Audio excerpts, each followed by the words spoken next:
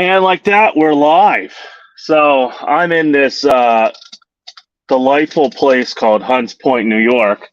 I have no idea how food or anything actually gets shipped in or out of here because it's a total clusterfuck. Um, but hey, it is what it is, I guess. So, let's see, can I get the camera down here a little bit? Yeah, I guess I can. Missing some of my camera gear here, or I'd have you set up on the dash a little higher. But yeah, we're here at Hunts Point delivering meat to Nebraska land, and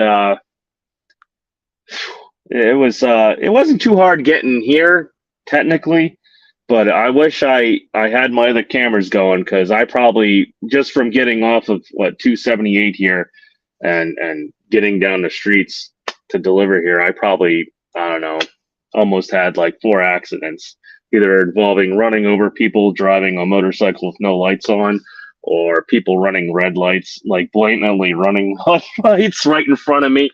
Yeah, and then when you get here, it looks like there used to be. It's like a 3-lane or 4-lane divided road. So you would think you had the inner lane, the right lane would be, like an actual lane going out, and the left lane. Well, I guess it depends how you're looking at it. Would be the lane going in, but apparently it's all one. Maybe it used to be like that, but it's all one lane coming into this place. So there's like a big halfway loop or circle around Hines Point here, and yeah, you just gotta guess and hope you know what the hell you're doing. That's for sure. So I know it's been a long time no see for me. Pretty much after Matt's, I like I said, I have tons of footage still to edit. I edited some of it and threw it up. Just stuff that was quick and easy. And then after that, I ended up taking a little bit of a vacation, a hiatus down to Tennessee. Went down to Gatlinburg, Dollywood, and everything with the family. Rented a cabin down there, so wasn't really doing too much filming or anything there. So, and to my best friend, to answer your question, I did put it in there, but yeah, it was just $30 just to get into Hunts Point. I think I was here a long time ago. I can't remember, but even most of the reviews and stuff I looked up, it said that Hunts Point was like $20 or $25. So I had $25 in cash on me, but I ended up having to pay with a debit card anyway. Yo, good morning. What's up, F8? Let's see. Morning, just come from that area back to the Midwest. Yeah, I saw some of your videos. I've been out of the loop. I haven't been watching anything for about a week. I mean, I was checking in once in a while when I was sitting in the hot tub over at the cabin, but I was preoccupied with other things, I guess you could say. So, but yeah, I mean, I guess I'm going to come back. My first day back from vacation was a cluster. This is a relay load. It was supposed to be. Let's see, was it not last night, but technically Sunday night. It was supposed to be in the DC in Pottsville at 10 p.m. I got kind of clear. I asked, was it on time, and I got clarification that 10 p.m. it was supposed to be there. So I ended up going out to Pottsville, and as I got to Pottsville, I got notified that we didn't have the load. It was KLLM. I think that's it. KLLM had the load, and they were relaying it from Indiana. So I said, okay, no problem. I said, well, how long's the wait? And then they had to get in touch with their dispatcher and everything. Then it was supposed to be there at midnight. Well, about 30 minutes before midnight, I got a text message from my dispatcher saying that it's looking like it's going to be 2 a.m. So then I laid down for about an hour and a half. Well, I put these up, but then I went and laid down for about an hour, I guess. Woke up at 2 a.m. said, "Hey, any word on that relay?" And uh, still not there. So this relay didn't show up in Pottsville till 3 a.m. and I was supposed to be out by Boston Peabody by 5 a.m. So obviously I was hella late. And then there was tons of other crap that happened. I got pulled over coming off 287 onto. Oh no, I got pulled over coming off of 80 onto 287. It's a left when you enter. If you ever been off New Jersey, 287 into if you ever been off of 80 onto 287, it's a left entrance onto 287. So I was stuck, I'm loaded like 78,000 pounds pulling on to 287, and it was rush hour. I would say like 7 o'clock, I guess. Yeah, we'll say 7 o'clock. So I got stuck in the left lane there for about maybe a mile. Had a truck stuck there with me pulling the hill, and tons of really pissed off cars behind me. And I come up the hill there, and there's the first middle opening or whatnot. And here's a state trooper right there. Well, he pulled out. I didn't really think nothing of it. I finally sped up faster than the two other trucks next to me and the car that was way behind there. Got over, and then the state trooper pulled up behind me. So I got a ticket for left lane. It's a warning. It was started pouring raining, and I was trying to get the guy. I was trying to convince the state trooper just to give me an inspection, and he didn't want to do it because it started raining. And then he said, "You're going to get a left lane ticket. There's some enforcement thing they're doing, blah blah blah." And I said, "Look, I couldn't get over. There was unless you wanted me to come to like 30 mile an hour, almost a stop, let everyone by, and then try to get over." I said, even then, I wouldn't be able to get over because everyone would start passing me on the right side. He didn't want to hear it. So yeah, he said I was going to get a left lane ticket. Then he comes back with a warning, and I said, "Hey, I want a ticket." And he's like, "I'm not going back there and writing you a ticket." And that's it. So I got a left lane warning. So yeah, this day back was horrendous for this load. Let's read some of the comments here real quick before I get into that little tiff there. Let's see. WCF Eater, dude, I launched a YouTube channel, and the time it takes editing is no joke. Still editing my quarterly filming video. I'm finding shorts much easier now. Yes, shorts are much easier when you have good content. If you don't put something out there that's controversial or like really quick and engaging, your shorts are pretty much going to go nowhere. Because I put up a bunch of shorts for Matt's, just mostly little videos I did of trucks, and they didn't really go anywhere. To be honest, the video during the whole thing of Matt's, the most views I got are from a drama video where a truck driver basically came up and sucker punched another driver. That was just before I got the Mets there at that pilot in Kentucky.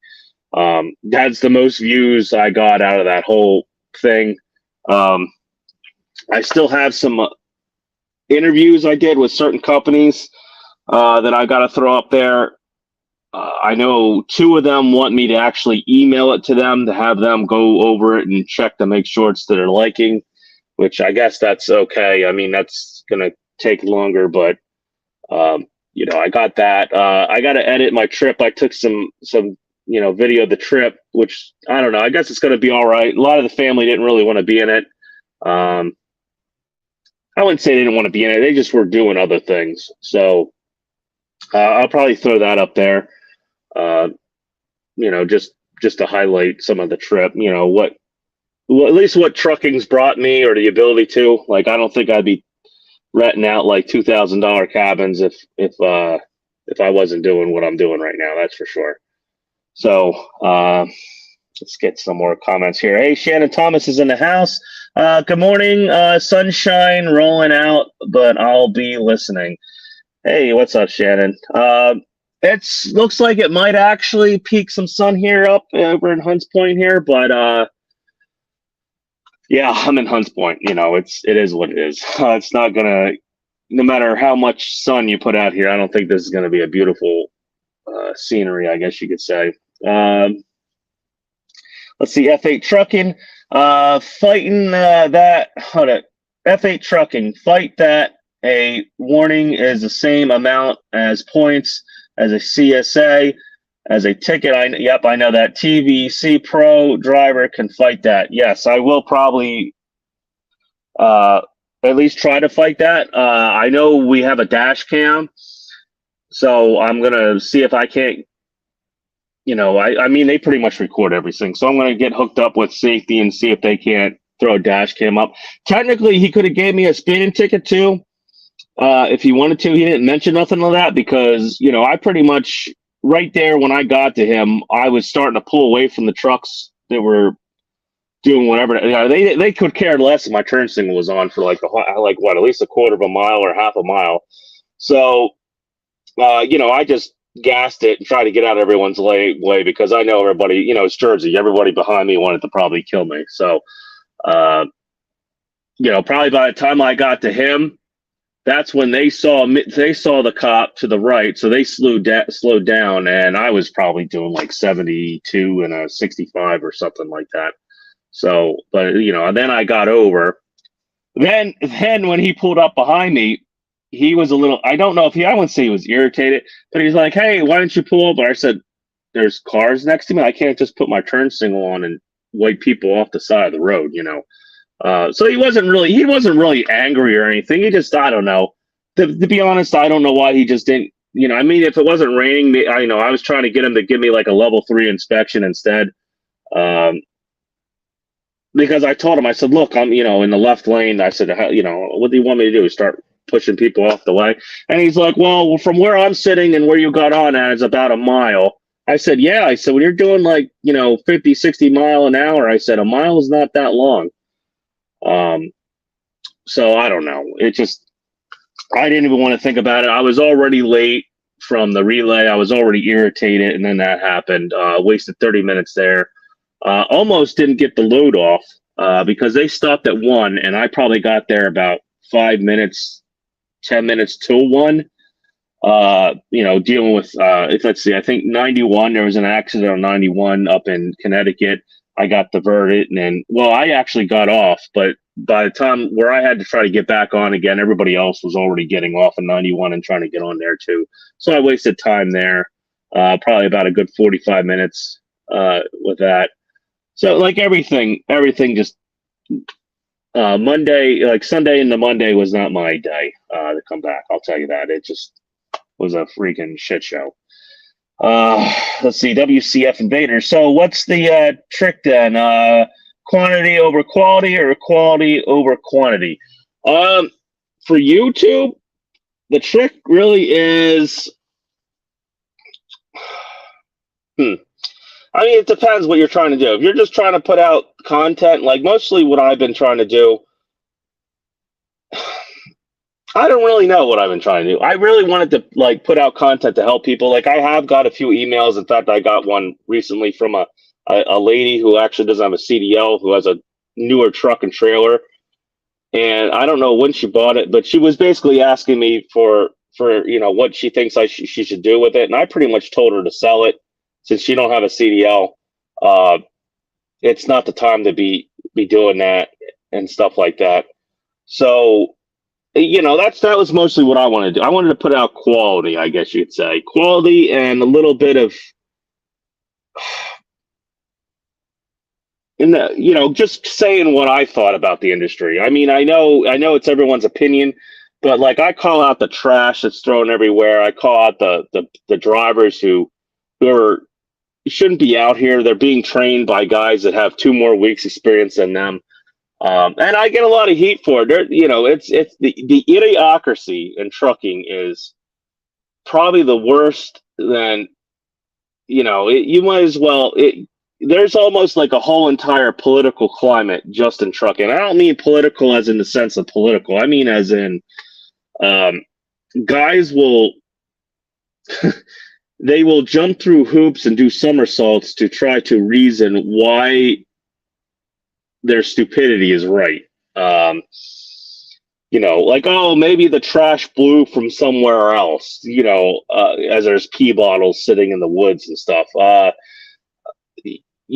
you're in the left lane, recording. as like the recording the truck driver who doesn't have any securement on the load, and it's like the first turn he takes, it's going to fall off and crush somebody in a car.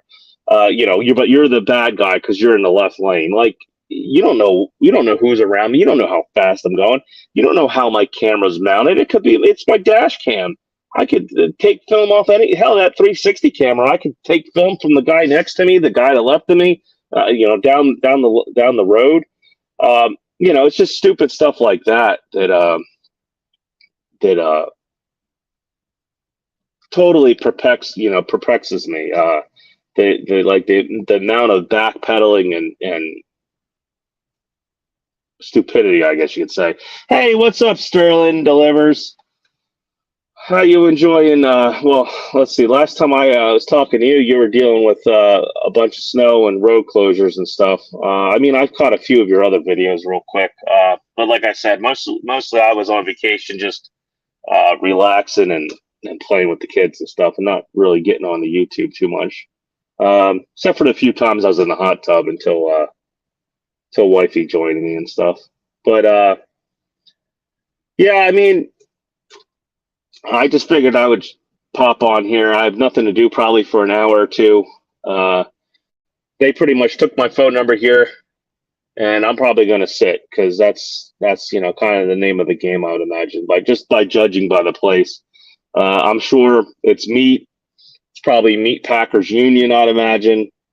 I imagine all the warehouse people are probably in on that too. So I basically probably paid $30 to just get in here, and then I'm going to sit here for 3 hours, probably, or 4 hours, and then I'm probably going to pay $500 or $600 to have them unload a quarter of the truck. But that's it's not really my money. I get reimbursed for all that. I'm going to send them. Tyson's going to pay for me getting in here. Tyson's probably going to pay for me parking. I'm going to send that in too because I had to pay $25 to park over in Connecticut. That was a little ridiculous, but it was a decent truck stop. I'll give it that. Say, Sterling, trained a new guy last night. We chained over Donner. Well, that's the way to do it. If you're going to end up training somebody, they're going to have to realize that in the wintertime, they're going to have to chain up a lot, especially running FedEx, because they're going to want you out there all the time until somebody crashes. Then they'll usually be like, hey, maybe we shouldn't send anybody out. I remember there, I kind of ran for a contractor for FedEx. That's what they did, but I wasn't doing the FedEx. And I remember coming in. Well, I remember telling them that, hey, I wasn't coming in. I was going home. They paid me to at least show up. And I saw the FedEx guys out there. They're guys. And I said, hey, so I'm going home and you guys are going to run the FedEx trucks. I know they're lighter and everything. They're like, hey, yeah, FedEx, you got to do what you got to do. And I said, like 80 shut down, like no trucks on it, no empties. And I said, you might as well be empty. I said, you guys, I don't know what you guys are going to do out there except for crash. And the dispatcher guy was like, oh, they'll be fine. Well, sure enough, they had like 2 or 3 truck crashes. And then they shut it all down and told everyone to go home. So I don't know what the hell that, it's just, in my opinion, it's just not worth it with the lawsuits and bull crap to do it anymore. WCF Invader, you ever get paid that detention on the Nightmare load for Walmart? Yes, I did. I think I got, what was it, like $820 out of that? It was less than I thought it would be. Well, at least the way I was trying to calculate it out, it was less. But it was better than nothing. And they made up for it. They gave me a few good loads after that. Like even this load coming back, I got detention. I got $200 detention for having to wait for KLLM. I'm getting $65 for delivering the second stop on this. And what else was it that I thought? Oh, I'm getting $250 for coming into New York City. So, yeah, I'll see you, Scott. You try to have a good one, all right? Don't take out the Mac yet.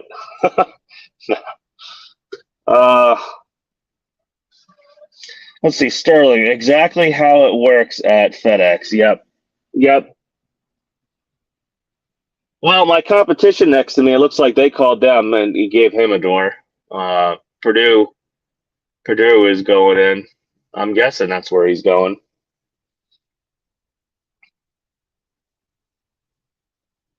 Is he? Yeah. Looks like, well, I'll probably have to wait for the rest because there's only like a few doors open, like four doors, five doors open. So looks like you wait for their trucks to leave and then they bring you in eventually. So uh, I'm kind of getting out of here, to be honest. Actually, I'm getting called right now. Hold on.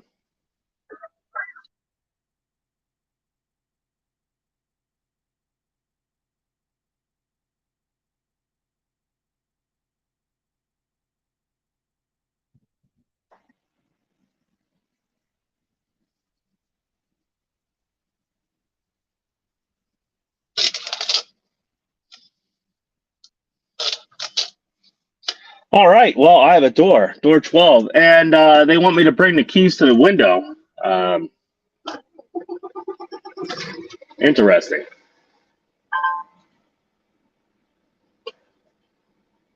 See, one thing I don't like when these places do this is instead of like calling one guy and giving like a few minutes in between, they'll call everybody. Actually, I don't even see. They'll call everybody at once, and then you have like a shit show for everyone trying to get into these doors here. Uh, oh, good. I'm off in the corner here, so I should be good. That's the only thing I don't like once in a while when they do this. Purdue, what are you doing, Purdue? Because like now I got Purdue over here doing his thing. Hatfield Port guy looks like he's like about to do 500 miles into the 500 mile an hour into the door here. I mean he's in a day cab. I can see why. Um,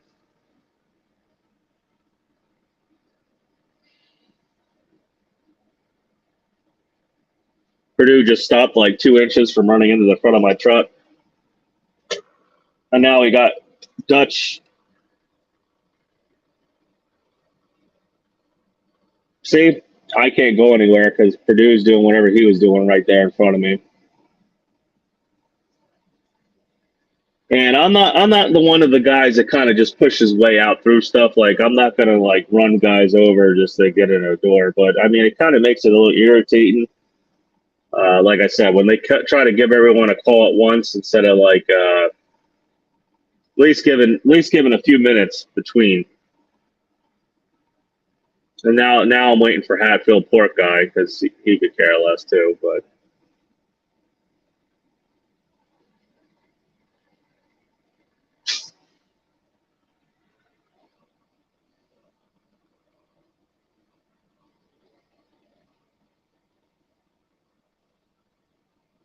all right, so now we have three trucks sitting where I gotta sit. This guy don't even have his doors open yet.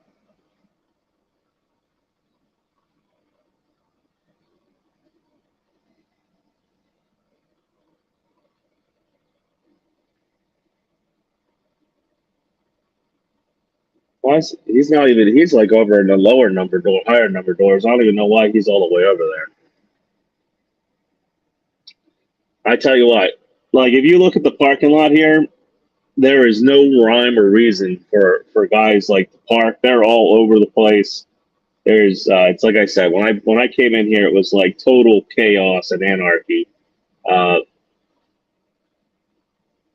box trucks, and I better back up or he's gonna rip my front end off. Almost. Oh, oh my God, you guys, you're still not parked in there, Purdue?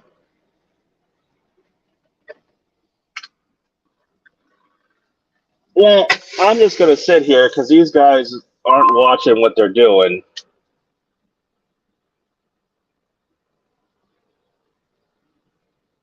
Purdue's backed in the door, but I guess he's so crooked that. All right, once this Dutch maid guy parks, if I don't get out there, I'm never getting into my door.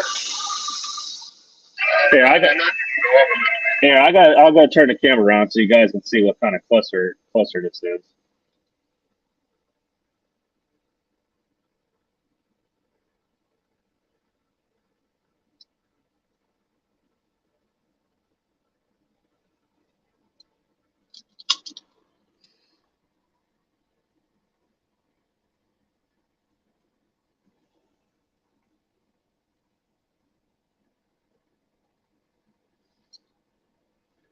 There's Hatfield finally getting in there, which I wish he would have just waited until I parked or whatnot. Here's Purdue still trying to back into his door.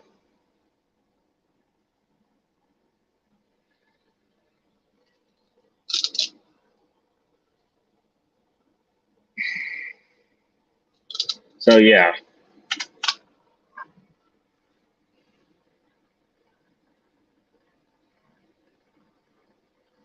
Glad I didn't open the doors up because everything will be defrosted by now.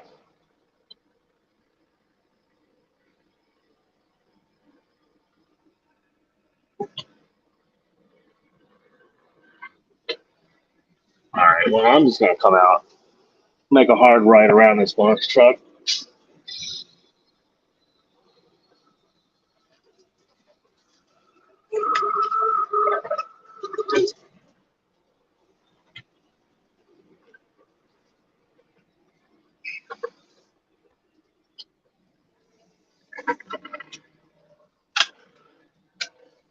Boy, what a pain in the butt that was.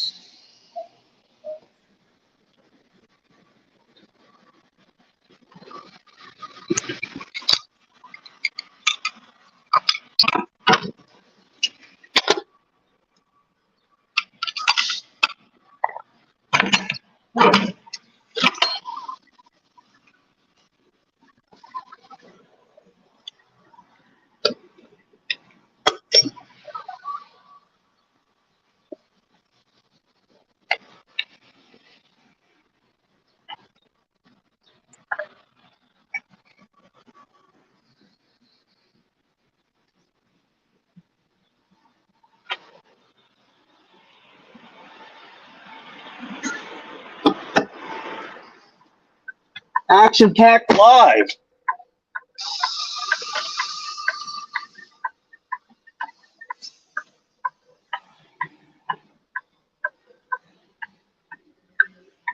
I was going to say, I hope you're going to stop there, Hurricane, or at least it looks like it was a Hurricane truck.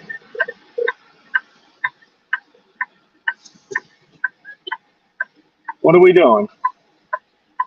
Are you going to go or are you going to stop? I'm back in the door there, so.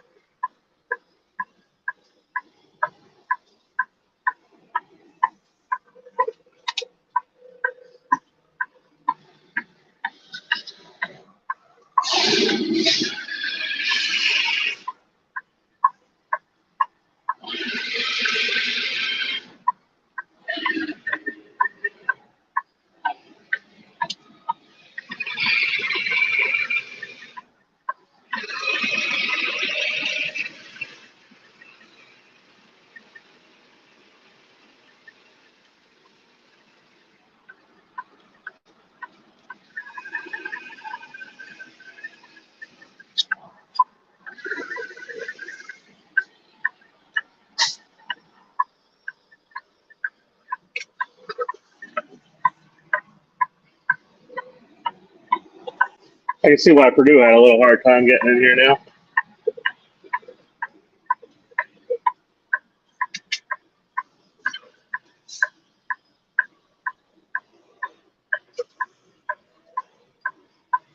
There's no line, so you just got to guess where the hell the door is, really.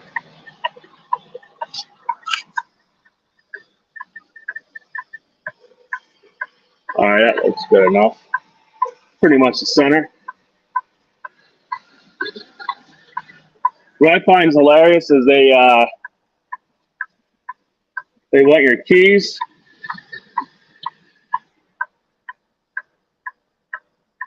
which I can tell you what, they're only going to get one set of keys. So, I mean, I'm not going to freeze to death, but sweat my ass off. But they ain't getting both sets of keys, so.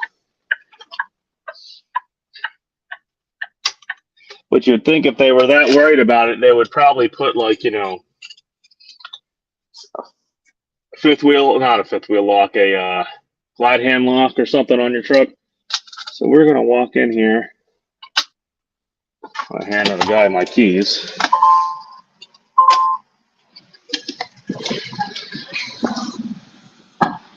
And I tell you what, it smells like freaking shit out here. It does not smell good at all.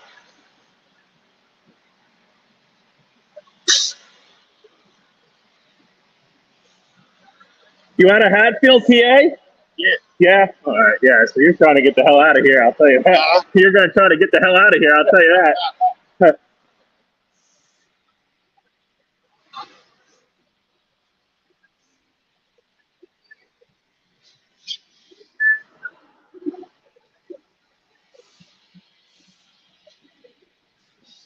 I don't know what he's doing, but I think there's a trail on the other side there.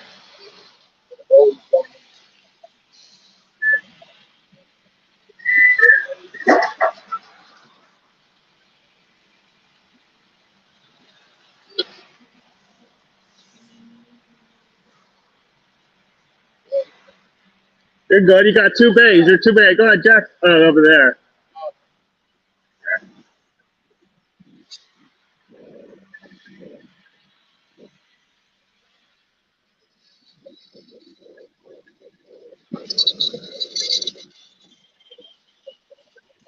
Where to get in? Yeah, right here. Wait, oh, you got to give your keys too, huh?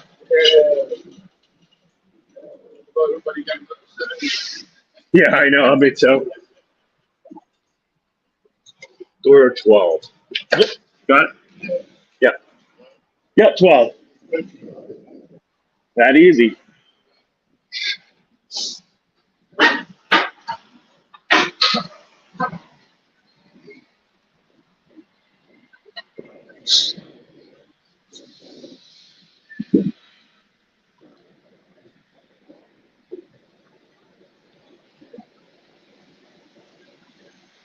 Tire's coming apart.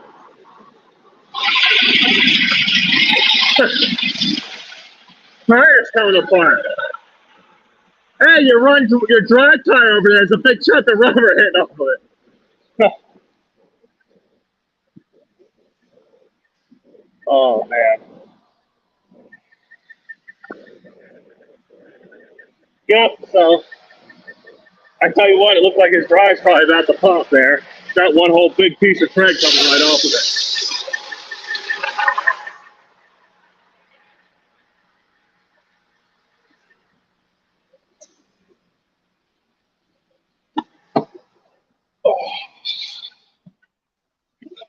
Well, that was fun. All right, let's see what everyone's saying here.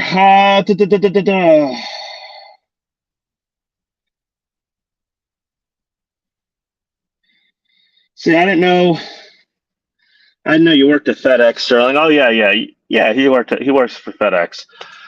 Door 12 is not building 5. Don't go there. The buildings here are letters. I guess I'm in G building. That's the best I can do. I try and stay out of the city. Last time I was over here, I think I was like 159th Street delivering Caesar stone. I used to do a lot of granite and man-made countertop stuff. And that was with a 48-foot spread axle. That sucked. There were many a times I may have come through Manhattan and come out. I forget the name of that tunnel, but yeah, you're not supposed to do that, but I did anyway. I think it was the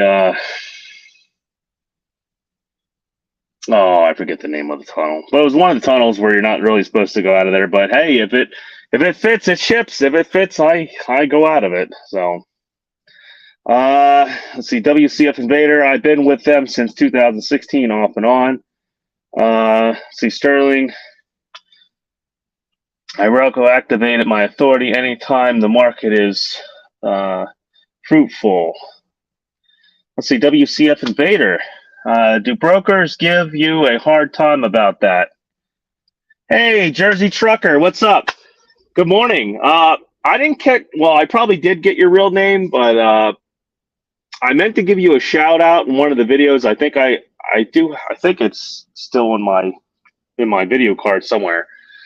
He stopped by there at Matt's and said hi to me and DIY Semi, and gave me a couple Yinglings. So definitely thank you on that one. But like, yeah. So we're here in Hunts Point this morning. That's what I'm doing there, and if you probably know all about it, considering it's all in your name. uh, Hopefully you guys can hear me. I've had this reefer come on a few times and it hasn't been that loud, so I'm guessing it's probably reverbing off the truck next to me or something. I don't know, but it's really I can almost hear it in my voice, the reverb from the reefer running. So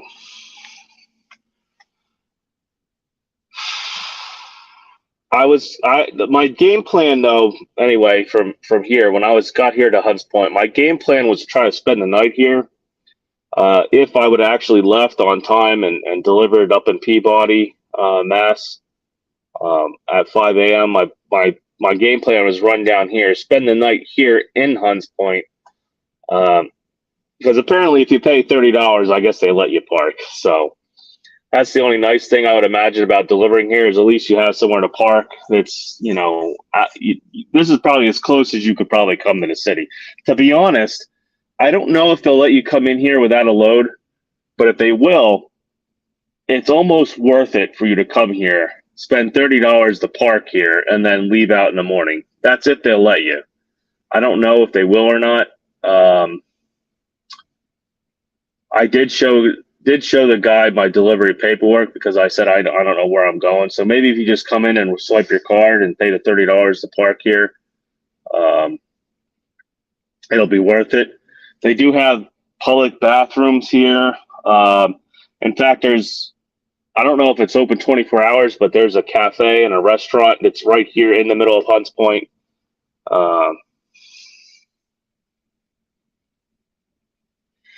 Yeah, I'm having fun. Actually, it hasn't been that bad. I got here pretty early. I was trying to get here around like 5:30, just to not be involved in all the commotion. I mean, there was already a lot of commotion going on around here, but it wasn't that bad.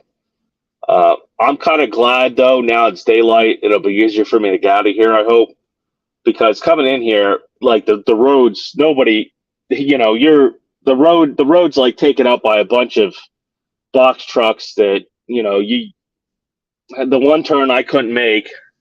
So I was like, yo, move the truck. And he was like, oh, it's been, whatever. I don't know. He couldn't even understand, and I couldn't understand what he was saying. So I just kept trying to find streets I could finally go down. And then I just said, screw it. Went down all the way down to Hunts Point Ave, I guess it is. And then when you get over here, it looks like there's two main roads. Like, it looks like there's a left and a right, like it used to, maybe at one time it was. And apparently, I don't know, the signs and stuff said you can use both sides of the road. So it was a little chaotic for me for the first time being here. Almost ran over a guy on a bike, a guy on a motorcycle coming at me the wrong way on the street with no headlights on.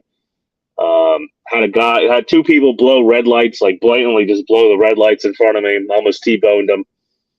But yeah, and that was just all from getting off of exit 48 here off of 278 and getting over to here. That all happened. So it was fun. Like I said, I try not to come over here. I mean, if you grew up here, you grew up in North Jersey, you're used to this bull crap. Me, it's like organized, not even organized. It's just disorganized chaos. No rhyme or reason to anything.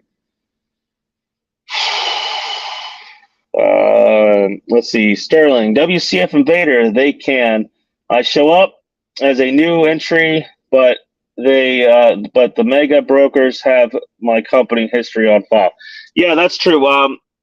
WCF Invader, if you have your authority and you put it on hold and everything, usually when you give your MC number again back to brokers, most of them don't even really notice you even like left. They'll just, it's almost like, they just assume you've been working. They don't even think you closed your authority. First thing is you don't tell them, you just say, hey, it's been a while, blah blah blah. Here's my number, and they'll check. They'll at least check to see if you're active, but they're not going to go and usually check to see how long and everything. Now, if you're trying to sign up again for a new broker, carrier packet or whatever, that's when you usually have problems with that stuff. I don't know. Who knows now what they might do from all the crap I heard. I'm hearing stuff that they want inspections now, and they want inspections from the East Coast, West Coast, here, there, that. I've heard places are starting to ask about trailer age again. They all want washouts now showing up. Heck, when I was doing the reefer game, like 2 years ago, spot market, I think I might have done, out of a whole year running reefer, I think I might have did like 20 or 30 washouts. The rest of the time, I just got in the truck with a leaf blower and blew it out. I never, as long as it didn't smell or was really dirty, I didn't have to do any washouts. Now, before that, I remember like every load the broker requiring you to show up with or send them a washout receipt, or the shipper requiring you to have a washout. And I heard that's starting to happen again. I can see that things are going to get really, requirements are going to really narrow things down again. They're getting hard on everything. Let's see, Jersey Trucker. I stopped going there when I got my authority. Not worth the risk. Yeah, it's definitely not worth the risk. I mean, when the market was good, I remember seeing loads. Well, I didn't do it. I went into North Jersey, but I remember seeing loads going over to Long Island that like I was coming out of Chicago to, we'll say, Newark. I was doing Chicago to Newark for $5,000, but there were loads coming out of Chicago that were paying like an extra $1,500 to $2,000 just to go across the bridge into the Bronx and Long Island and stuff. So now I bet you if you look at it, they want you to run probably from Chicago to, let's say here, Hunts Point. They probably want you to do it for like $2,500. It wouldn't surprise me. But to be honest, it's just not worth it in my opinion. Like you said, to have to deal with the retarded, because not only are the cars retarded around here, you got the box truck drivers, you got the truck drivers too. It's like I said, it's just total chaos and anarchy. Let's see, WCF Invader. Gotcha. That's my concern when I think about putting it on hold and leasing on with someone. Spot market is very rough. Hey, WCF Invader, why don't you? I mean, I don't think CRL is taking on anybody, whether that be leased on or authority. But why don't you see if you can find a carrier with dedicated freight that'll take you on with your authority.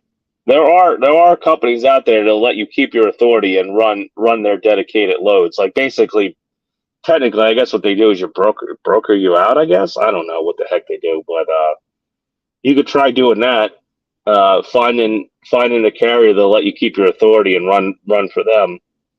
Because I could do that. In fact, not now. I'm not thinking about it, but when I first started, I was kind of thinking about, if I put another engine in the other truck, maybe putting that on authority and running somebody in that under my authority. Maybe even switching this truck over to my authority. I don't know. I wouldn't get much more. I would only get like another 15 or 17 cents a mile. But at least, I don't know. I thought it would help build my, I would age the authority. That's for sure. And it would all be, good. And if I needed a reference, I would just give them CRL's number. Yeah, like I said, just start calling up I would call up a few carriers. Like I think Prime used to do it because I remember seeing people with their authority that had were pulling Prime trailers. Uh, I'm pretty sure maybe they did. I don't know if they do it anymore, but just maybe try to keep an eye out for guys that have like Swift trailers or larger companies and they have their own authority on the side of the truck, or maybe just start calling up places and seeing. The worst they're going to say is no. Um, let's see, Jersey Trucker. How is the truck running? Injector issue. Actually, now that I came back, I haven't heard the injector at all. Then again, it hasn't really been cold. Um, and it did sit, so I did put a bunch of what is that? Diesel clean? No, what the heck they call it? I guess it's diesel clean, KEEN or whatever it is. I did put a bunch of that in both tanks, like a whole bottle in each tank, which a little overkill, but so it did sit the whole time I was away on vacation. Maybe it cleaned something out. Apparently, it's whatever they put in the fuel to winterize the fuel. It does something to the injectors. At least that's what the engineer over at PACCAR there when I was at the truck show was telling me. It's I don't know if it's some kind of different additive they put into it. I guess since it's direct inject, it's subject to very high heat, and whatever they put in it to winterize it, I guess they get hotter than normal than some other applications, and it like crystallizes like carbon. Just had a bird land right there on my mirror. Okay. It like crystallizes and probably I would imagine what happens is it scores the injector wall inside. There's people here still wearing masks. Like even inside there, I went in there wearing masks. And in fact, I saw the big sign. I thought I was gonna have to put a mask on. I don't know. It's crazy. Yeah, WCF Invader. I didn't know that. Yeah, Jersey, the injector issue. But so far, I mean, what did I get over here? I think I only got a quarter of the trailer full, so I probably unloaded about half of it. So I probably have about 50,000 pounds in the box, and I was getting 9.2 from Peabody, Mass down here into New York, Hunts Point. So I'm still getting good fuel mileage. I actually got to get an oil change on this thing. At 25,000 miles. Technically, I don't have to change the oil to 50, but I'm gonna do half of what PACCAR wants out of it. I'm not gonna play that game. So I'm gonna change the oil here probably when I get around to a Speedco, either sometime this week or maybe next week. I'm gonna be home this weekend, at least Saturday. I'm gonna try to get home Friday, but my kid's birthday is this Friday, so I'd like to be there for that. It just sucks because my wife, my daughter, and my son are all born in April. So, and then the truck show was right there, and then she had planned our vacation for her birthday, pretty much. So, this whole week is kind of thrown. I mean, this whole month's kind of like thrown to the wind. So it's not great for revenue, but like I said, I've been doing all right, so I'm not too worried about it. As long as I can still make the truck payment and enjoy my family time, that you got to at least have once in a while. You got to have a month like this because just to be constantly running and beating your brains out for what to do what? Just pay all your bills and not enjoy any of your own money. It's it gets old really fast. So I guess so. This is this is the hoodie I was supposed to get before the truck show, the Jackknife hoodie. So there's another one. It's supposed to be coming. That's the red, white, and blue with the truck on it. Um, so I guess maybe that one. I don't know what I'm going to do. I guess I'll have to see how other YouTubers do stuff. Maybe I'll give that hoodie away. Um, this just basically has my logo on the back. This was all supposed to show up, for the truck show.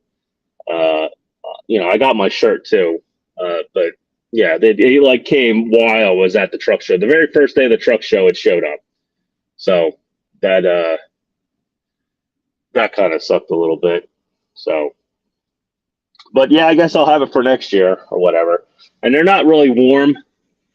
Like they do have some felt lining in them, but these are probably more like a fall/spring hoodie. So I might depend on whether or not I can get the same pattern on a normal hoodie. I'll probably order some hoodies, warmer hoodies that are like, I don't know, what do you want to call it? What are they lined with? Wool, maybe wool lined or cotton lined hoodies. So I'll have to see about that. Other than that, they didn't really know. Like I haven't really, like I said, I went to Dollywood, hung out there. I'd have to say that I really enjoyed Tennessee. If I could afford to move there, which kind of sucks because I looked at home prices in Tennessee by Gatlinburg and all that stuff before, and they were pretty affordable. Well, and they're not really affordable that much anymore. Most of the houses are already in contract and shit. So it looks like I ain't gonna be moving to at least that part of Tennessee anytime soon. I was looking at the Three Cities area, Bristol, I think it's Kingston and Johnson City. Maybe I'll try to look at something around there. But like I said, I've noticed home prices in Tennessee have gone way up, and it's probably just because the whatever the I guess their political policies. I don't know, but Tennessee's sought after, I guess now. So um, I don't know. Me and the old lady have been thinking of moving there, and I kind of want to too, because if you look at Tennessee, they have no income tax, which is great for an owner operator or a fleet owner. Um, and if I was figuring if I moved to Bristol, I could always just drive across the state line and buy stuff in Virginia because they don't have no sales tax over there. So I don't know. Like I said, the vacation was great. The kids loved it. The cabin was very reasonable, at least for the 6 nights we stayed there. I was like 1,800 or something like that. I think what was it, like $300 a night or something? But we had a jacuzzi, we had a hot tub. Uh, Pretty sure there are bears there because when we got there, somebody took all their food from the campfire, their s'mores and stuff, and just threw them all on the ground. And by the next morning, that was all gone on the first night we were there, and there was bear scat everywhere. So that was pretty interesting. But we didn't see anything there. Every morning we got woken up by wild turkeys, like 5 or 6 of them, right there at the cabin. That was pretty much our morning wake up call, was the turkeys making a bunch of racket. Oh, my dad got annihilated by a semi truck, which I don't know. I'd say yeah, it was pretty much his fault. Um, almost ended up running into us too, but I don't know. It was a 50-50 shot there. I mean, what he did is nothing normal that haven't had done to me. Uh, but usually I'm paying attention, or I slow down, or I change lanes. So I don't know. The guy might have not been paying attention. Maybe that's why he didn't slow down at all. That's why he almost ran over us too. But that was a little bit of a downer. I think he only had like 50,000 miles on that Fusion.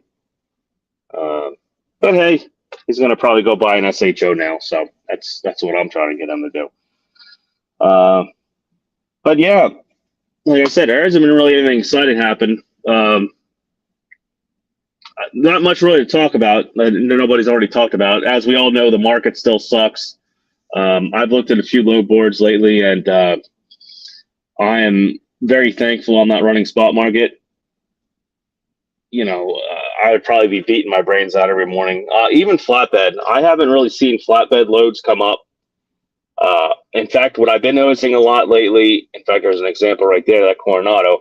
I've been seeing a lot of flatbed trucks, guys that still have some of them still have their equipment on there, but I've been noticing a lot of flatbed trucks with their headache racks pulling dry van or reefer trailers.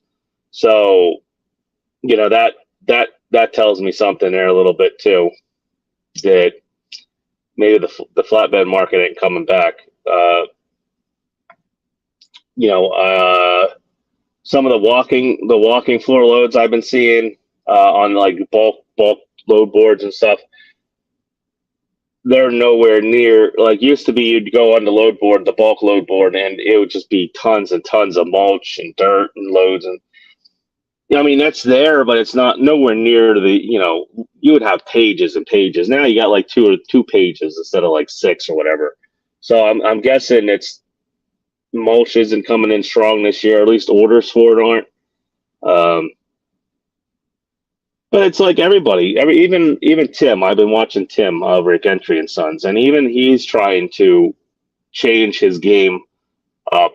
I would say he's having a hard time, but he's having to switch gears, I guess, through his business. He bought. Let's see, he's been buying a couple livestock trailers. Hey, what's up, DIY? DIY's in here, but he's been buying a few livestock trailers just to try to keep something going. He's still hauling he's trying to get into the really large boats, the oversized boats, the rich people boats, the yachts and stuff like that.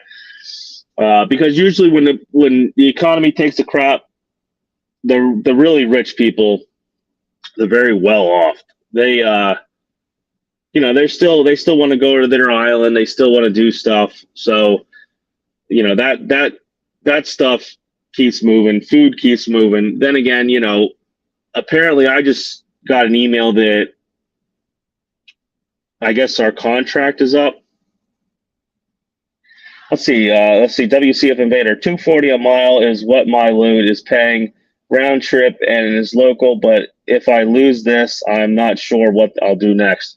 Yes, and I'm kind of starting to think that too there, WCF Invader, because I just got a message on our call com that I guess they said that our lease contracts are up. So, usually when I was with anywhere, they would just automatically renew our lease contracts. We didn't have to look at them or re-sign. So what I'm kind of a little bit of worried is I'm worried I'm going to get our lease contract and it's going to have my rates change. And I'm sure it's not going to be for the better. So I'm a little bit worried about that. In fact, I might make a phone call today to somebody and talk about that to see if my rate's going to change. Because if it goes down too far, it's going to be really shitty with this new truck. Right now, I wouldn't say the rate's extremely high. I wouldn't say that. I'd say it's pleasant. It's nice. But I mean, if I end up changing the rate to like $1.80 a mile plus fuel surcharge, or bringing the fuel surcharge down with that, if I get down to like $2.15 a mile total, it's gonna suck a little bit with what I'm paying for this truck. I mean, I'm gonna still be able to make it pretty easily. It's just not gonna be fun, Definitely not gonna be no trips probably planned for a while. I'll still be doing better than a lot of other people. I know that. But that's the only thing I'm a little worried about, is if my contract ends up changing here. Like if Tyson decides to say, hey, spot market is getting so cheap that maybe we might start swapping over to the spot market and either get rid of some of CRL's capacity. Which if that does happen, I'm not too worried about it, because I'd probably be, well, I don't know. Now I got a freaking ticket. but I would probably be one of the last ones on that, chopping block list. But we shall see how that goes. Um, I don't know. It's kind of sus because I can kind of see it. The whole, it's in the economy. It's not just trucking now. We're just the first one to feel the effect of it. And if you don't understand how trucking works and how spot market works, you just automatically assume that we're getting raped. And we are the ones getting raped first, but it just everything comes down. Right there, let's see. Trouble 2101 just moved to East Tennessee, dude. It's great there. Yes. Yes. And I'm like I said, we've been thinking about moving here for a while just because where I am in Pennsylvania, technically I'm considered a Pennsatuckian, but with COVID and everything, there's a whole migration and oh my gosh.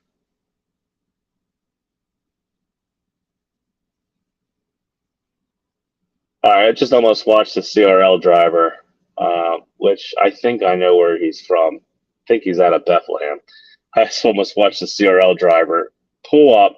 He pulled up really close to where everyone's parked, and then he came out and turned real hard, and he's got his tandem slid all the way forward, all the way, and he probably just barely missed this nice green Peterbilt by like an inch there, grabbing it with the damn back of the trailer. And he's got his passenger side window duct taped on. It's a what do we want to call it? A Pro Star. See, that's the only thing I kind of a little bit hate about this is when CRL hired all of us. Like um, I went to a hotel and they did their orientation and stuff, and then there was just some guy that put the ELD in the truck. If I was to run a company, I think I'd be a little worried about doing that because some like I don't know. You can kind of tell by looking at people's trucks. Like I mean, at least my truck was clean. It was old. At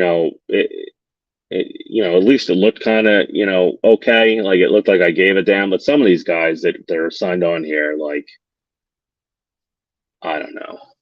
I kind of don't want to say that.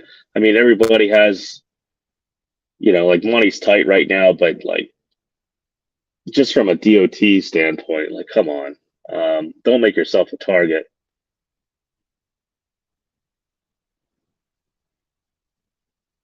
And he's wearing flip flops.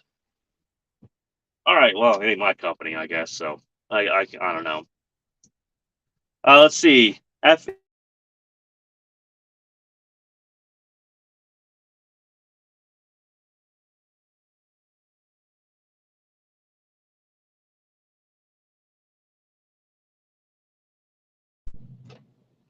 All right, well, I guess I lost connection to my mic. Let's see. F8 trucking. My daughter's 19th birthday was yesterday. Well, yeah, there you go. We'll tell her happy birthday, and I guess what she's probably going to be going off to college there soon. Going to be spending a lot of that money there. Yeah, I can't wait for that to happen. That's going to be. I have no idea what I'm going to do. That too, though. That's going to be a little bit hard too because right now where we live, it's like a little old coal town, and my kids right now, if they finish go all the way through high school, if they finish school there, they get free community college.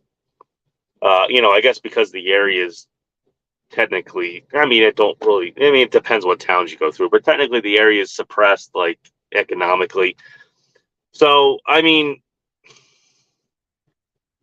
I kind of got to weigh that. I mean, it's nice to know that they'll get free 2 years of community college and everything. So I got to weigh options, and I know they got friends and stuff. But like I said, when I took them down to Tennessee, I mean, they were happy. They didn't care if they left or not. Hold on, I got to call.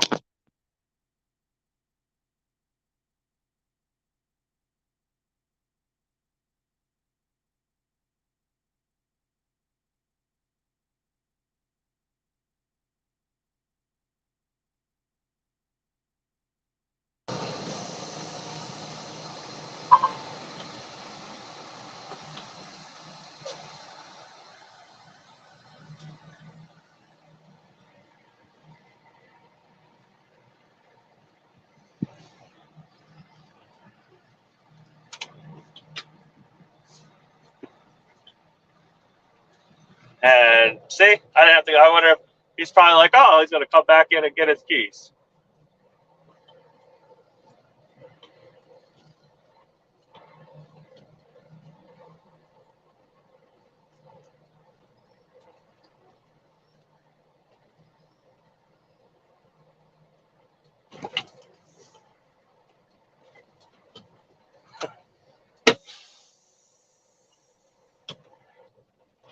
Let me give him a call back real quick to see if that's going to be good enough. I mean, it felt like the dock plate went down, but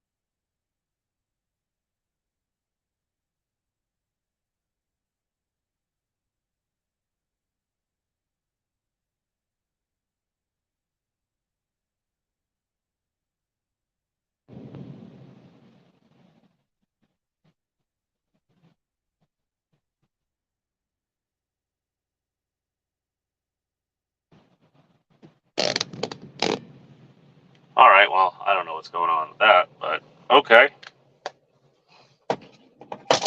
No, they apparently asked me to move over, which I don't know. I mean, I'm pretty much in the middle of their lines there, so I don't know.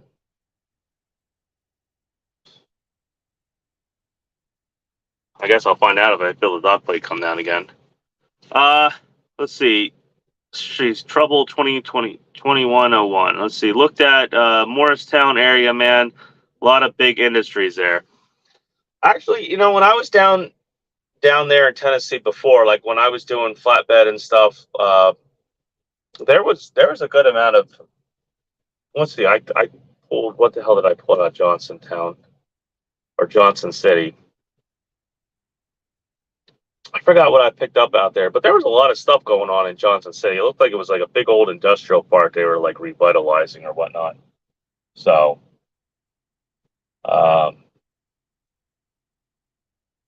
yeah, I guess we'll see what we're gonna do there with that. Like I said, it all depends. Like I said, my kids have free community college. If they could, go all the way through high school or whatnot where we live. But it's a decision I'll have to make. It's going to depend on other things too. Like if this dedicated carrier thing works out, and if I end up starting to get a few trucks on, because like I said, I have a couple good connections in the area, especially like I said with end dump. So if I put another engine in my old truck and start running end dump and stuff, and make it decent money, maybe I won't leave. It just sucks because the whole area is changing, and it's not changing for the best. Like the people.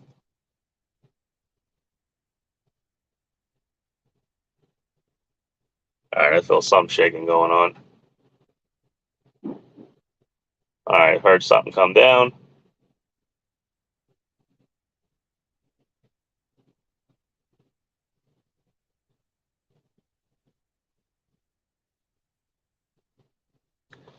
Like the people that are moving in and stuff are coming into the area. They're bringing their problems from, like we a lot of Bronx moving out there and stuff, and they're just. I'm not saying they're all bad people. I'm just saying that it just. Let's just say crimes went up a little bit. The little town now has not roving gangs, but like adolescent teenagers or adults that are, running around at night, breaking windows and stuff. Stuff that wasn't happening prior to 21 and 22 and stuff. So um, they have that same college thing there in Tennessee. Yeah, I'll have to check it out. I mean, I know that one thing that I enjoyed, like whenever I look down south or out west, the the schools are usually newer, and I don't know, they're just they seem like they do a lot better. Like municipalities, they just seem like they do a lot better for the community. Where like northeast area, they don't really certain schools or certain areas will get new schools, and then certain other areas that are tied into that, what kind of stuff I'm talking about, that aren't tied into that um, kind of community or things. They just get left behind, and that's kind of like how I feel about where I live. Like the elementary school is brand new or somewhat brand new, but the high school is like um, it probably needed updating like 10 years ago. It's still um, I'm pretty sure it's full of asbestos, and that might be one reason why it hasn't been touched. But they're talking about building a giant office complex for the school administrator's office, and they have like four schools: the high school, two elementary schools, and I think the middle school is tied into the high school. And they're talking about building this giant administration building, and the high school's like falling apart.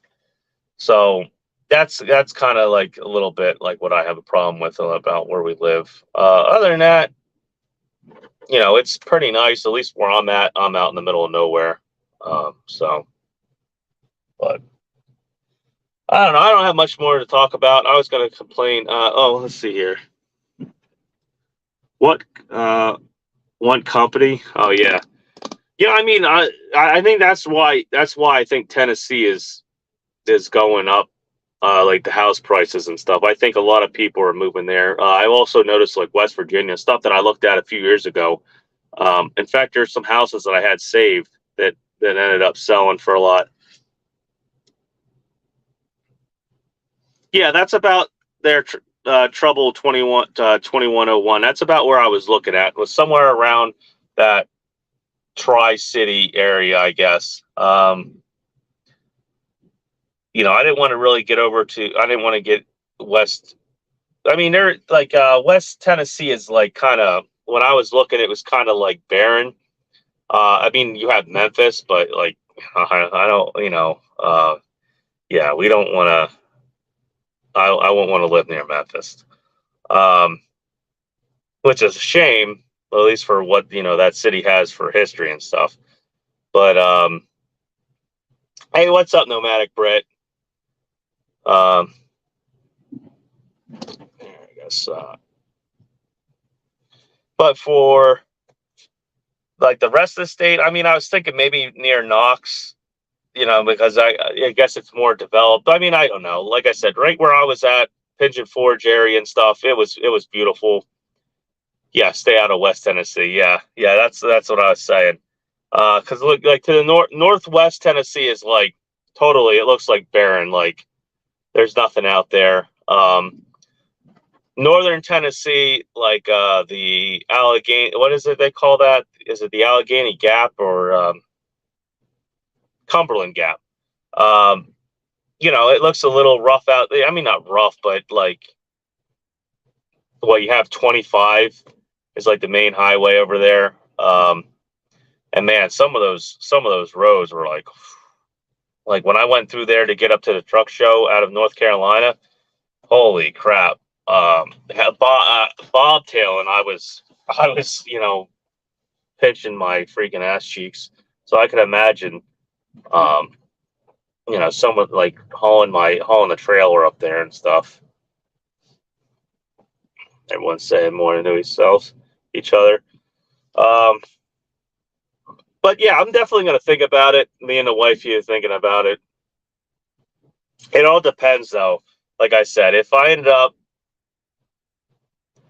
the connections I have kind of established, if I end up like going through and making business connections, I guess you could say, I don't think we'll end up moving. Maybe I don't know. It depends. Like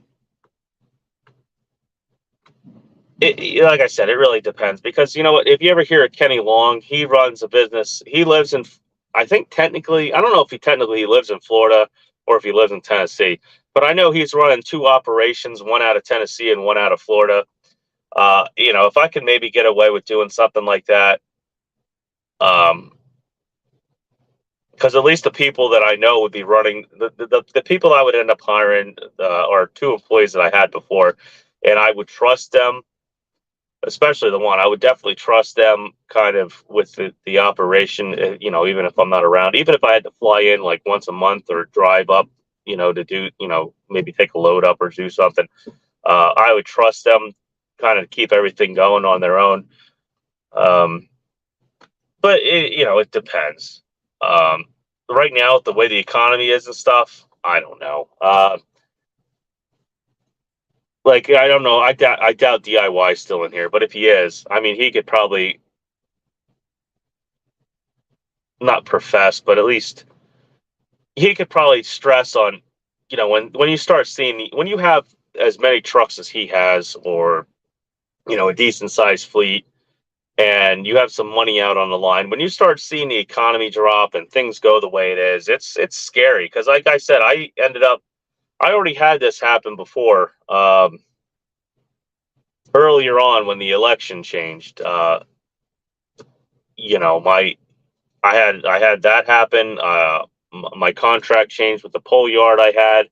Um, the money started disappearing, and money started disappearing, and then prices of things went up.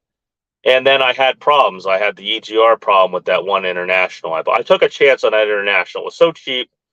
And if everything else wasn't taking a shit, I could easily had it fixed. I would just threw like 12, 15 grand into it and fixed it and ran it still, because I pretty much, the truck paid for itself easily, even with me repairing that EGR. Um, what are you doing? Yeah, even with me repairing that EGR, it would have been worth it. And that was a max force. The truck ran great. Like, to be honest, the engine pulled real good. The truck ran great. It's just a stupid EGR cooler. And I was even thinking about fixing it myself, but it just looked like I didn't want to mess anything up. But I don't know. It sucks for me talking like that, because there's been times where I've been pretty close to. I'm gonna say I didn't not have a legit business, but like anybody can start a business. Put it that way. It's harder for the business to like self-regulate, I guess you want to say. That's really what I had to always watch everything that was going on. I had to keep track of uh, of the drivers. I had to keep track of the loads. Uh, it just I wanted to get big enough to where the business would kind of almost not run itself, but at least take care of itself. That where if I had problems, I could just throw money at it, and it never, just one thing after another came along, and then revenue started dropping. Like I said, my contract changed with the pole yard because they basically changed owners, is what happened, and you know that's pretty much led me here. And if everybody already knows the story about the 4900 and my international and stuff, and that's how I ended up in this thing. I just pretty much went out on a limb and said screw it, and and bought this truck pretty much. Which I'm trying to stress on how fragile everything is right now. I guess that's what I'm kind of thinking. Because like even now, it's hard to make decisions to move and do things, and like there's no like a business plan. If I came up with like a business plan, which I've had before, the environment in the last couple of years to make a business plan, it's almost like, even if I was a multi-billion-dollar company, it's almost frugal. Things are changing, and developing so fast and changing so wildly that your business plan might as well be written on a piece of toilet paper, to be honest with you. And unless you're willing to make risks and sacrifice, like on a whim, that's the only way you're going to still be here, to be honest with you. Because if you're able to take chances and just hope those chances play out. There's a lot of people. I get a lot of emails now. Hey, what do you think? I can do in my business to keep it afloat. What can I do? What's the best way to do this? What's the best way to do that? And the problem is right now, there's really no answer because things are changing so fast that if I told or gave some advice, how to better your business, like everyone says, get direct customers, get this, get that. Well, guess what? It's hard to get direct customers when your customer base is shrinking just because of the economy. There's there's just too many trucks out there. There's too much. There's just so many different variables. It's ridiculous right now. I know I sound like a Debbie Downer, but you know, I'm very happy. I'm glad I'm where I'm at. Like right now, I don't really have to worry about it. But when I do start like thinking about expanding, that's when I get like that. That's when I get the kind of feeling of anguish, I guess you could say, uh, because holy crap. So if you're ever in the Northeast, have you ever heard of STTC, which is Service Tire Truck Centers? So that guy's out of Bethlehem, Service Tire Truck Centers. He's all the way over here on the freaking island. Out here in Hunts Point. I guess he's going to change that guy's truck tire. I imagine that's what he's doing. Anyway, like what I said, I'm not trying to be a Debbie Downer, but for anybody that's watching and like looking to buy a truck or trying to expand their business, it's a crapshoot right now. Unless it's more about who you know, not what you know, because everybody out here has a truck. Everybody can deliver from point A to point B. It's all the shit in between, all the business knowledge, the little tit for tats, the saving money, the accounting. It's the little things that are going to be able to keep you afloat. It's not necessarily the big things because everybody's all out here buying for a customer. It's almost you're going to have to sacrifice something probably to stay afloat in this and what's going on with trucking and this economy.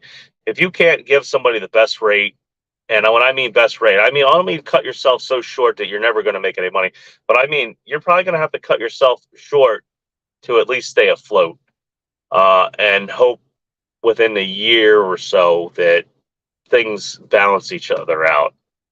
And you know what? Company guys, everyone's like, oh, jump over to company. There are so many companies right now on a hiring freeze. And, I have people that are going through, because apparently I still have some old ads out there for company drivers, like on Craigslist and stuff. I guess I should probably try to delete or whatever.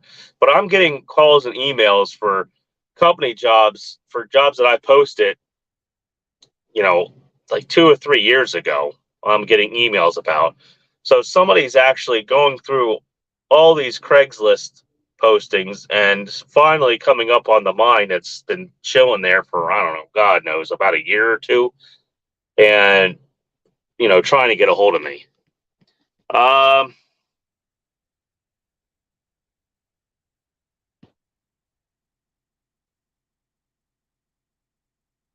Let's see. Yeah, let's see here. Trouble 2101.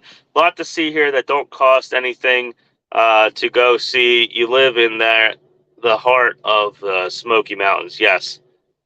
Yeah, I live in that. Sorry. Yeah, I tell you what.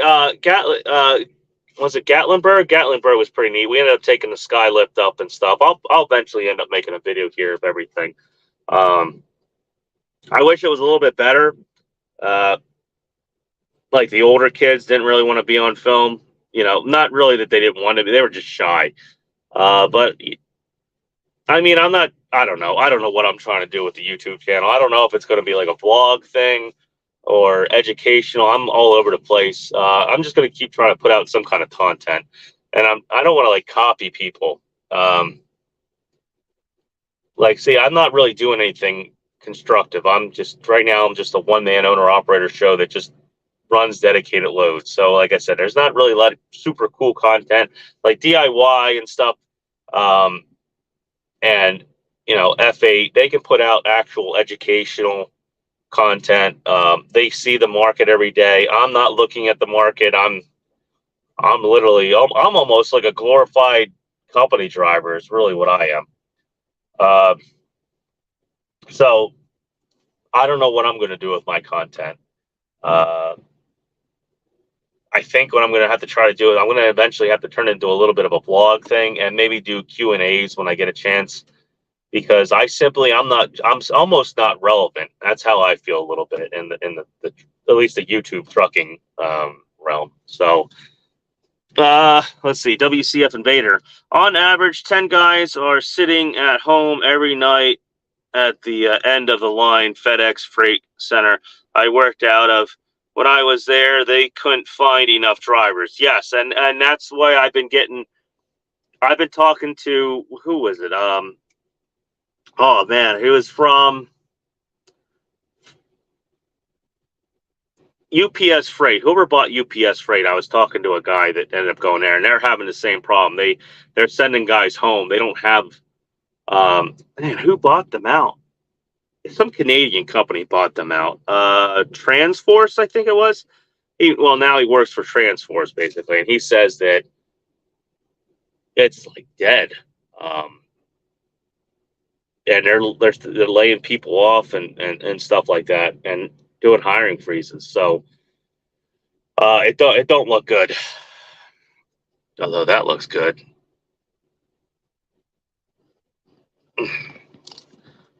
Married. Well, sort of married.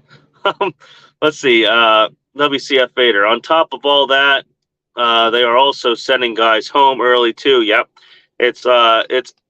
It'll be a while before the volumes return, I think. I think it's going to be probably a year easily. Let's see. Trouble 2101. You have a good day and be safe, dude. Got to turn some wrenches. Hey, yeah, you too, man. I guess you're a heavy truck mechanic or whatnot. Let's see. Yep, T-Force. Yep, that's who bought him out. So yeah, I mean, you know what sucks with that too? A lot of those guys that really sucks, because a lot of those guys that were doing UPS freight, they thought that eventually they would turn into the way the package and run. They were always thinking that they were going to get viewed that way or turn into that, that prestige, I guess you want to say, like the packing, the package car guys had, and it never turned out. And then they get sold to T-Force, which, they probably didn't see that happening. And a lot of them, I don't know. I imagine the union's still technically in on that.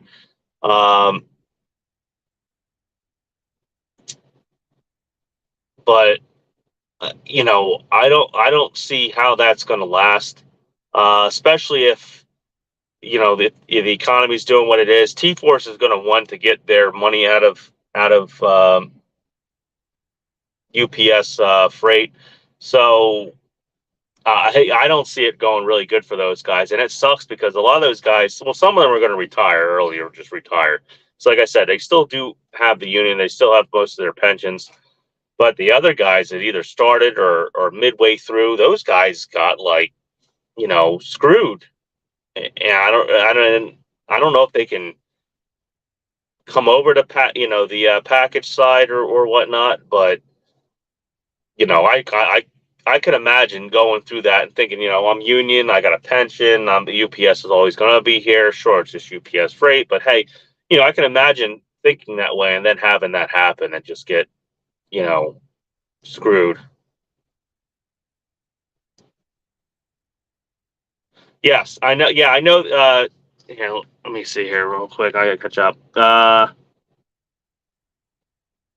Maddie Gressfield. Where are you going? I don't know who they're talking to.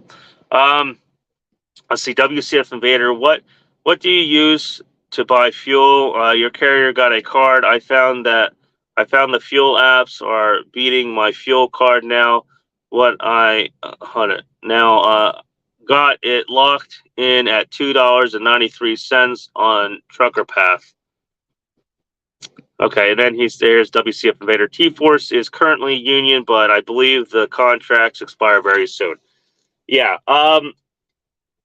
WCF Invader. I got a company card because they just beat everybody out. Like if I go, it sucks. The biggest savings I get are at Flying J and Pilot, and who's the other one? It's not Loves. It's I guess TA. Like especially down south, like Flying J and Pilot. What the hell did I buy fuel at? I think I bought fuel for $2.99 last week or something like that. I think I was in Virginia. Yeah, I think I was in Virginia. Like it was dirt cheap. That and then also I can buy what is it? Speedway. Speedway is really cheap too. There's you know what?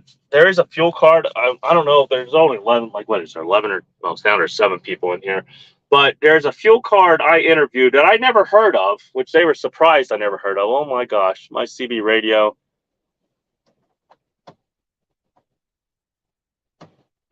Well, that's done.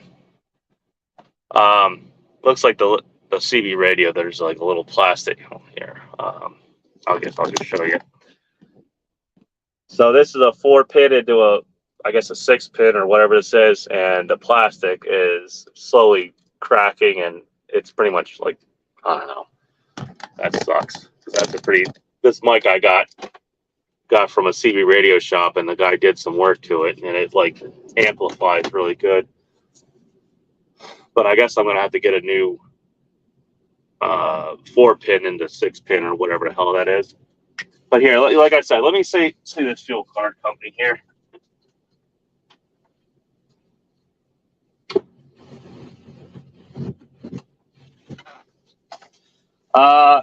MS Multi-Service Fuel Card. I kind of talked to them for a little bit because I never heard of them, which is surprising. But I mean, anybody that uses them, it would be great because I kind of want to make a video for them, but I don't want to just throw up nonsense. I want to make sure that they're a good fuel card company because everything that they were talking about seemed like very legit and like good about them. But I don't, like I said, if I don't use them, I don't know really how well their fuel discount is. And they said they're mostly for the little guy, the smaller fleets, the new owner operators, that they would actually give credit, that they weren't that tight on it, at least per se. I guess depending on a few things.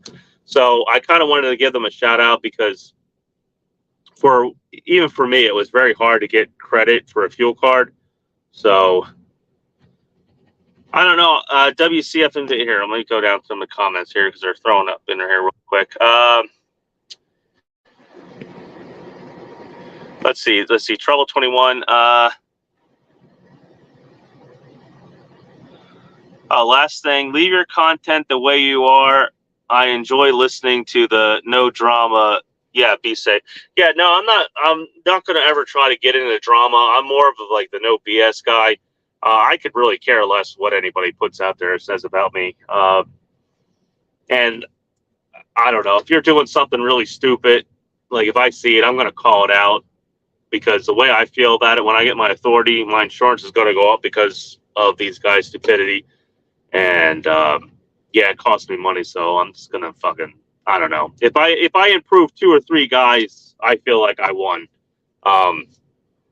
Maybe they think about putting an extra strap on, or maybe looking twice before they back up, or change lanes, or do something. I feel like I accomplished something. Whatever I'm trying to do here.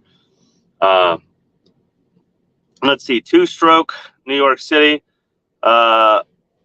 I working out of Hunts Point, Bronx, New York. Well, there you go. That's cool. That's pretty neat. I don't, that I don't. Maybe YouTube actually showed you since I put in Hunts Point in the title there. I can tell you what, it's very chaotic here. When I pulled in here, tried to make my way back here, it was like a clusterfuck. Guys just parked all over the place, could barely fit down some of the aisles. But I made it over here. Uh, ain't that bad now. It looks like everybody took the hell off, but it was pretty bad. I had no idea what I was doing in here when I first got here. See, Drone Jones. Good morning, everyone. Drone Jones is in the house. See, WCF Invader, that's good. Savings. This fuel up will be the cheapest I got fuel per gallon since 2021. Yeah, that's the cheapest. I know there are a few times when I was up in Wisconsin with Mudflap, I was able to get down to like 3.80 a gallon or something like that. But geez, to get under $3 a gallon, $2.99 a gallon, that's freaking, that's freaking great. That's icing on the cake, considering that rates are down and shit's not looking that good. Yeah, WCF and Bear. Yeah, I never heard of them either. I'm gonna have to go on their website and maybe give a phone call to them or whatnot. But I do have I don't know if I have an interview with them or not. I have to check my footage.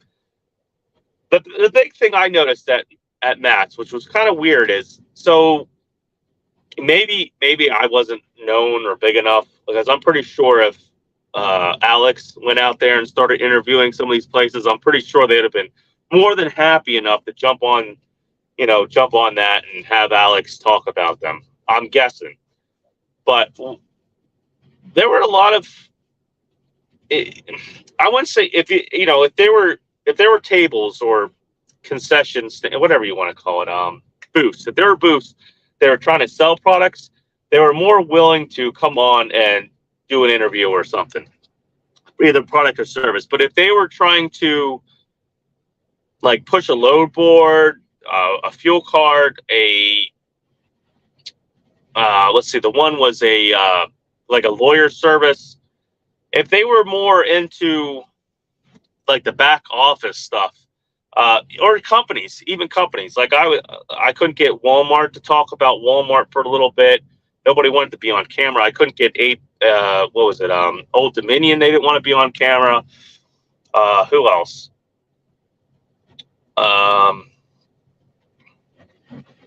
Can't remember offhand, but nobody really wanted to be on camera. Nobody wanted to promote their business or who they want to hire or what they had to offer.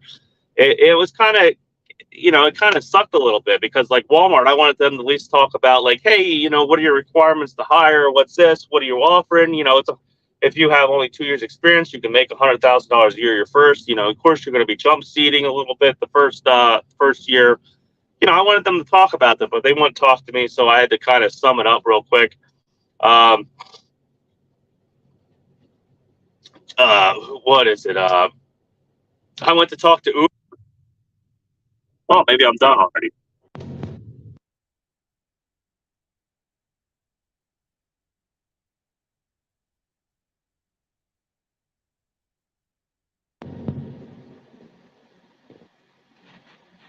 I'm going to end this up here a little bit.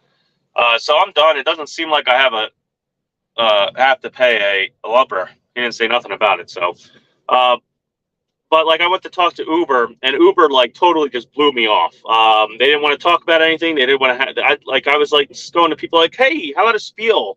Maybe to promote your product. And I didn't really want to promote Uber, but I at least tried to ask a few questions and stuff, and they were very. I didn't even try throwing them under the bus. I just was really nice about it. I said, I came up, I said, is there somebody people could actually get a hold of, better than just a 1-800 number to an overseas person? I said, there's some kind of way they can get a hold of somebody in real time to help the situation that they had, and I kind of started explaining a few of the stories I heard from Uber Freight and stuff that happened. And they were just call the 1-800 number. And I said, okay, well, how about this? Do you want to promote Uber a little bit? Just a spiel, a little bit of a spiel? No, we don't want to be on camera at all. And so then I turned around. I was like, well, here's Uber. They don't want to do anything. They don't want to help you. They don't want to talk to a driver or promote their product at all. Basically, you know, they already got enough data for their algorithm and they could care less. So I ended up saying that. JB Hunt, you know, I didn't really want to talk to them anyway, but it was kind of hilarious because there was nobody even going over to the JB Hunt booth. It was like a ghost town over there, and they didn't want to talk either. You know, the guy was just like, oh, YouTube. You know, I said, yeah, I have a channel. They're like, how many subscribers you have? I was like, about 7,000 or 8,000. They're like, oh, well, that's not big enough. So, I don't know. Matt's was okay. I mean, I guess I'll have to see about next year if I really feel like going. I mean, I'll probably go maybe just for the hell of it, but I don't know if I'm going to really YouTube too much because it didn't really seem, I didn't really get everything that I covered. It looks like people covered, like I thought I got a one up on that, what was it, the maximum overdrive truck. You know, I know I got a video out first, but it looks like everybody ended up interviewing that guy. And you know, I'm not that big of a YouTuber, so the guy didn't really know who I was. But what was it? Steve from FC Trucking. He ended up driving the damn thing. You know, I kind of want to feel like I wasted my time, but it just seemed like, you know, I was the little fish in the big ocean there. So, like I said, I'll probably throw up some of my interviews. Like, I'm going to try to find out a little bit about that fuel car because I'd like to at least share something from that. So it's going to help some people out. There's a camera. You know, I kind of had to. I mean, I kind of understood what she was saying, but there was a camera set up that I liked a lot. It was like one-time fee. You paid $300, and you could access the recording and stuff off of it. There's no monthly fee for it. So, and it was like a 3-camera setup. Let's see what else. I don't know. When I get to the videos, I guess I'll post them out. There's so much stuff in between my vacation and Matt's that I still have to put out. Like, I'm not going to try to probably put any videos up recently of like my, you know what? Actually, I still have some vlogging videos from my trip before Matt's. It's still just sitting on a memory card. So mostly I'm just going to be throwing up a lot of old, outdated content is really what's going to happen when I get a chance. Because right now, when you got 5 a.m. deliveries and you're sitting around at midnight and then you got to sleep through the day and stuff, it's kind of hard for me to sit down and because when I edit, I try to line up the audio. I try to line up the music. I kind of get a little, how can you say it? I critique my editing a little bit, and it turns into a long. I might take something that might only be 10 minutes. Might take me 2 hours to edit. After I get done cutting it down into like 10 minutes instead of like 45 minutes and stuff. So that's the biggest problem I've been having lately, putting out content. Let's see, New Braddock Britt saying Jerome Jones. Oh yeah, the fees. Like I said, I'll end up looking up that fuel card. I'll probably try to pick. It's either going to be them. I got a couple business cards over there. It's either going to be them or I have a on the road like service that'll come out and clean your DPF and everything right there out of a truck. I have a nice interview with that guy too, but I got to have him check it. He doesn't want me to throw it up without approval, I guess. So it'll either be something about that fuel card or that will probably be one of my next videos whenever I get around to editing some of this material. Let's see, WCF Invader. My TCS card hasn't been used since January. Yeah, I had TCS fuel card. I was actually running. The thing I hate about my TCS card is how you load it. The ACH crap. It was just a pain in the butt. I'd actually call my bank to authorize the ACH and stuff. And when you're trying to dispatch 2 other drivers and do everything else and do your paperwork too and dispatch yourself and make phone calls to the bank to authorize ACHs for fuel cards, and it was a real pain in the butt. But the discounts were pretty good there for a while. and it was really easy to add cars and add drivers and trucks. Let's see, two-stroke New York City. Where is your next stop? If it's doable, can I meet you? Well, right now I'm here in Hunts Point. My next stop, I'm probably going to end up taking this trailer back to, Pottsville is what's going to end up happening. So, I mean, I'm going to pick up my paperwork here in a little bit. I'm going to hop off here, and I'll probably be here in Hunts Point for like another 15 or 20 minutes, I guess. So, you know, if you're already over this way, you could probably stop in here and say hi. Let's see, WCF Invader. I looked up their website and they don't have much information on there. Yeah, I know. I think I checked it out too real quick. I'll probably end up, what I'll have to do is I'll probably call the lady, because I got the, actually, if you want to do a little legwork for me here, WCF Invader, you can call up Jessica Dotson. She's the manager. It says account manager. I'll give you their phone number real quick here. Actually, I can probably put it in the comments here. Their phone number is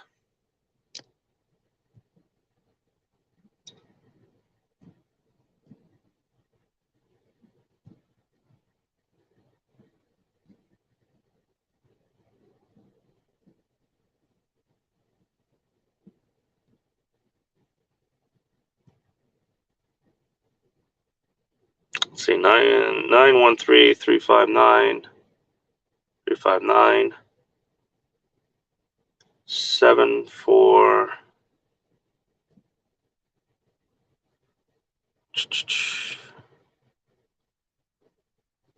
There, that's her phone number. She's the account manager. Maybe you can give her a call and see what it's about, because eventually I'm going to have to try to do that too. But like I said, I know when I was listening to them, it sounded pretty good, and their app looked pretty good too. Let's see. WCF. I do the bill pay option with them. Before that, I was sending a check every week or so on the mail. Bill pay option.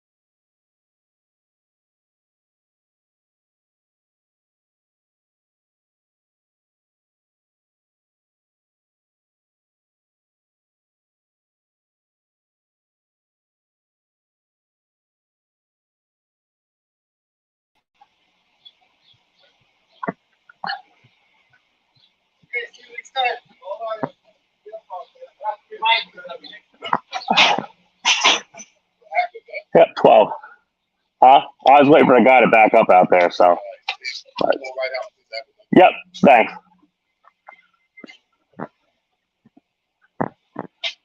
All right, well, we're going to get out at Hunts Point here, I guess. So. But, let's see, where was I in the comments?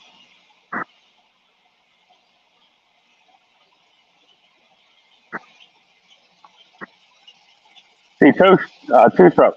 Well, yeah, two-stroke New York City. Yeah, I try not to get over here too much, so I don't know when the next time it's going to be. I mean, this doesn't seem that bad. I'll probably come to Hunts Point again if they want me to. Especially for the extra $250. This was pretty easy, and it seems like it's going to be pretty easy to get out of here. But I used to do oversize out on the Long Island and stuff, and boy, was that a pain in the ass. So,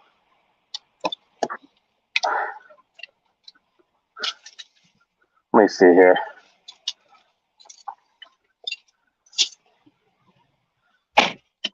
To get out of the doorway. Apparently, they already want to use my door, which I'm surprised because I got 4 other doors over there wide open. What I'm really surprised is I didn't have to pay a lumper fee, which is pretty surprising. So I would imagine it probably was already prepaid, but we shall see.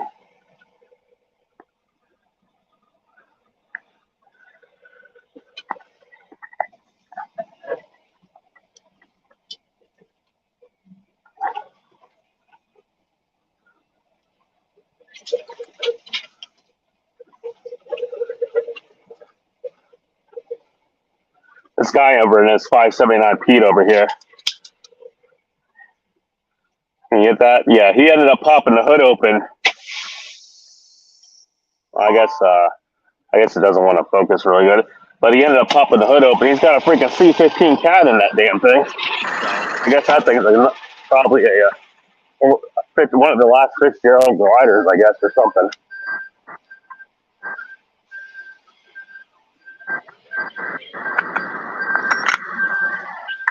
Wonder if they stole the brand new. No, they did not. So I thought they would probably take the brand new load block. I guess not.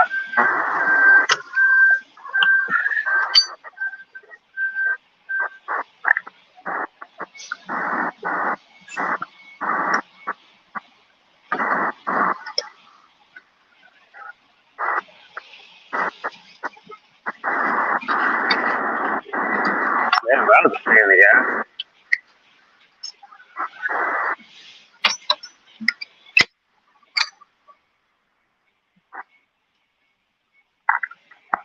Yeah, like I was saying, that's pretty much probably one of the last Fitzgerald gliders, it looks like. It's probably like a 2017 or 18 379. Let me get the hell out of the way here because this is going to get into a shit show real quick here. You have everybody trying to come out of here at once. You know what I just noticed? They have their own, looks like a trailer washout or at least box truck washout. Huh.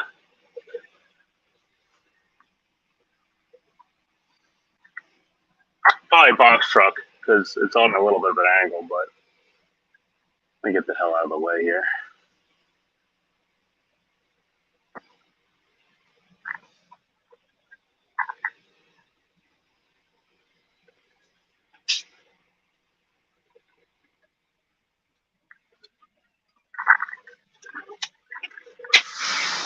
Man, what the place. This place is always moving. Anything over New York City is always crazy like this. WCF Invader, my credit union doesn't allow me to do outbound ACH transfers. I only have the bill pay option. Huh, that's different. I mean, I didn't think you could do the bill pay option, like online. Huh. Let's see. I'll call that number once I get home in a couple hours. Yeah, go ahead and just see what the hell it's like. Maybe my next live or whatever, or just make a comment on one of my videos. And because I got to eventually call her anyway, too, because I want to, if there ain't nothing online really about it, I want to get some kind of information before I put up a video about them. But at least the way they were making it to sound out to be, it sounded like they were pretty easy or flexible with credit. And they had some pretty good discounts. I think she shot some names out of some decent mid-sized carriers, but I can't remember what the heck they were. Brain's drawing a blank, but I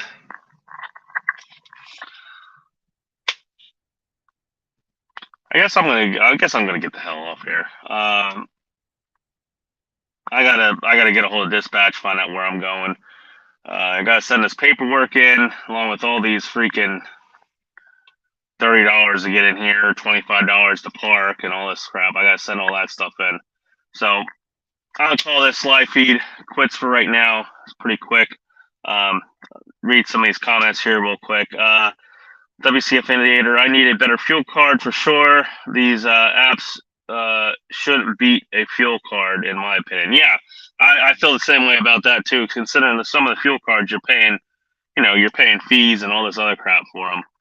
So, in my opinion, although I have no problem with the apps, so they have their place. Especially if you're able to get a fuel card, like I was using the A to B fuel card with, what was it? With Mudflap, and that was working great there for a while. The problem though is Mudflap for me. I'm in the Northeast, and it's not really either. Either you can't find a place with Mudflap, or the discount that you're getting is like 15, 20 cents, if that. WCF, thank you for the suggestion and the live. Love your content and stay the course there, brother.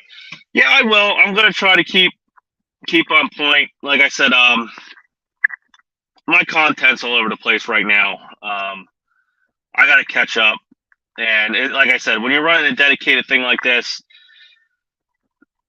I don't have much time to myself. I'm usually driving and going. Like I'm surprised they already don't have a text on where the hell to go from here, because that's kind of like how it's been going here lately. As soon as I get done one place, I'm already sent somewhere else, or I already know before I even unload and stuff. So I'm gonna get out of here. I might go live later depending on what I'm doing. I'd imagine what I'm gonna be doing is going back to Pottsville from here. Hopefully I don't sit in 3 hours of traffic trying to get the hell off these islands. And yeah, so stay safe for everybody out there. This is Jackknife TV. Try to persevere, because I don't see things getting better. So if you can email me real quick, jackknife.tv.info@gmail.com. If you need some help, or at least want to throw something at me, I can try to help you out with something like that. But to be honest, though, like I was saying earlier, there's really no business plan for what's happening right now. You're either gonna make it or you're not, and the harder you try, the better it is. But sometimes you just gotta know when to fold. And the problem though that I'm seeing is, like I said, even company drivers are having a hard time at it right now. So I'm gonna get off, and I'll catch everybody later. So.